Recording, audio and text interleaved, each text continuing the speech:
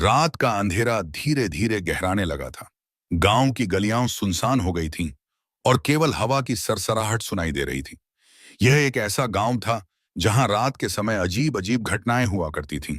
गांव वालों की कहानियों में इस गांव का नाम हमेशा डरावनी यादों के साथ जुड़ा रहता था। गांव में एक पुराने हवेली का नाम बार बार आता था। हवेली की दीवारें झरझराई हुई थीं और उसकी खिड़कियों से अंधेरे में एक रहस्यमयी प्रकाश निकलता था। हवेली के मालिक ठाकुर अमर सिंह एक दिन अचानक गायब हो गए थे।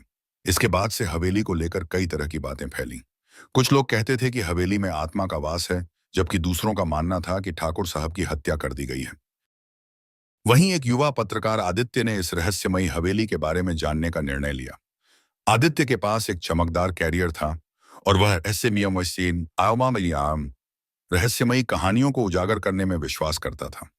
उसने हवेली के बारे में सुनी गई कहानियों को सच साबित करने की ठानी। रात के अंधेरे में आदित्य हवेली के पास पहुंचा। हवेली का मुख्य दरवाजा खड़ा था और उसके ऊपर एक पुराना ताला लटका हुआ था।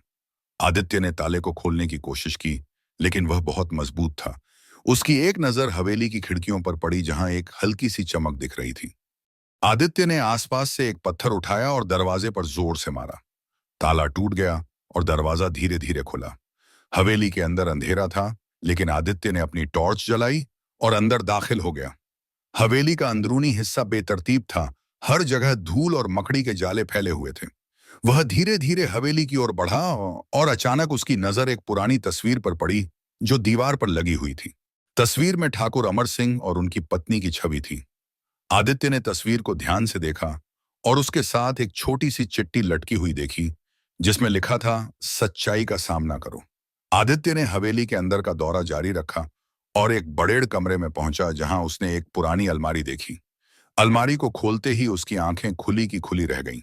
अंदर कई पुरानी फाइलें और कागजात थे। आदित्य ने एक कागज को निकाला और पढ़ा। उसमें लिखा था कि ठाकुर अमर सिंह एक बड़े सरकारी घोटाले के बारे में जानने के बाद अचानक गायब हो गए थे। आदित्य ने उस कागज को ध्यान से पढ़ा और समझा कि ठाकुर अमर सिंह ने शायद उन लोगों की पहचान की थी जो घोटाले में शामिल थे और वे उन्हें चुप कराना चाहते थे। आदित्य के हाथ में महत्वपूर्ण सुराग था। उस रात आदित्य हवेली में ही रुका। उसने रात भर सोने की कोशिश की, लेकिन हवेली में अजीब आवाजें सुनाई देती रहीं।